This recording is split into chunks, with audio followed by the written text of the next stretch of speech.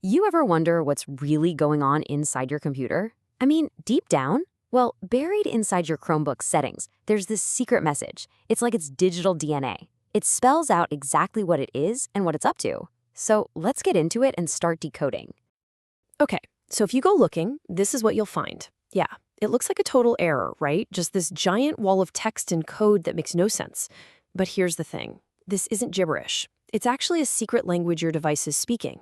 It's constantly telling a story about itself, its identity, its powers, and even the hidden experiments it's part of.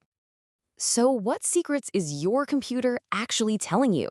Let's translate this thing. Let's turn this code into plain English and uncover the story that's hidden right inside your machine. All right, first things first. We gotta figure out the basics. You can think of this first chunk of code as the device's birth certificate, or maybe its basic ID card. And right here, we start to see its core identity laid out. That platform number, that's the exact version of Chrome OS you're running. Stable channel, that just means you're on the safest, most tested update track. And my favorite part? Octopus. Huh, that's Google's internal code name for this whole family of hardware. Every single device has one of these cool names. Then you've got the firmware version. Now, this is the really low-level stuff. The software that literally wakes up your hardware the second you hit the power button. It's kind of like the first spark of life. And for this device, the firmware's codename is Baba, which is another one of those fun little peeks behind the curtain at Google. So there you have it. Just like that, we've taken that scary block of text and turned it into a simple ID card. We know the exact browser and OS version, we know it's on the stable path, and we even know its cool internal codename is Octopus. We've got its core identity locked down. But hey, a device is way more than just a version number, right? So next up, we're gonna see that buried in the same code is a list of all of its superpowers. You see that huge paragraph of text they call the command line? That is where the magic happens. It's not some random jumble of settings. No. You gotta think of it like the secret menu that lists every single special ability your Chromebook has switched on right now. And what kind of stuff are we talking about? Well, for instance, flags like Christini and Enable Arc VM. That means this machine can run full-blown Linux and Android apps. On-device speech recognition, that means it can understand what you're saying even without an internet connection.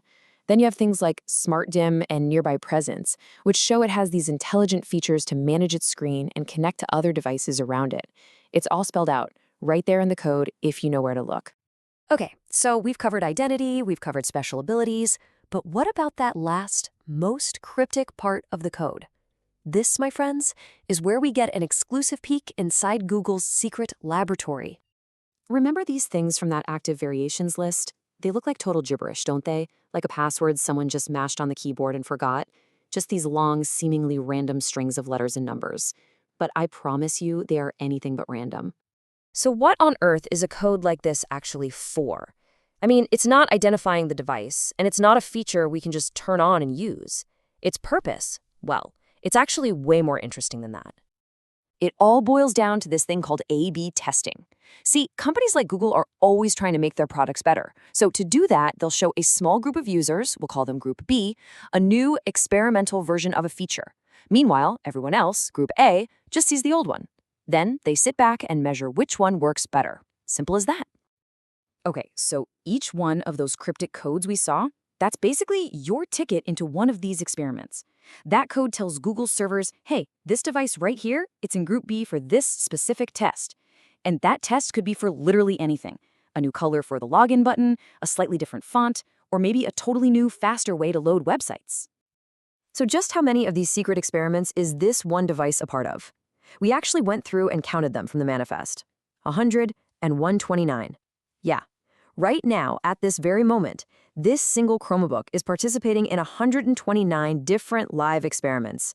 It's actively helping Google shape the future of its operating system. So, we've decoded the identity, we've found the features, and we've peeked in on the live experiments. But why does any of this actually matter to you? Well, when you put it all together, we've taken this intimidating block of code and found some real clarity. First, we identified the device's digital birth certificate. Then we discovered its complete set of special features. And finally, we uncovered its secret life as a test subject in, believe it or not, hundreds of experiments. And really, knowing how to read this stuff completely changes your relationship with your tech. You're not just a passive user clicking around on a mysterious black box anymore. You become an informed owner. You can actually see how your device is built, how it's evolving, and the part you play in its future. So the next time you open up your Chromebook, just remember what's happening under the hood. You're not just browsing the web, you're part of a massive, hidden, global experiment. And that leaves us with one last really exciting question. What will your device become next?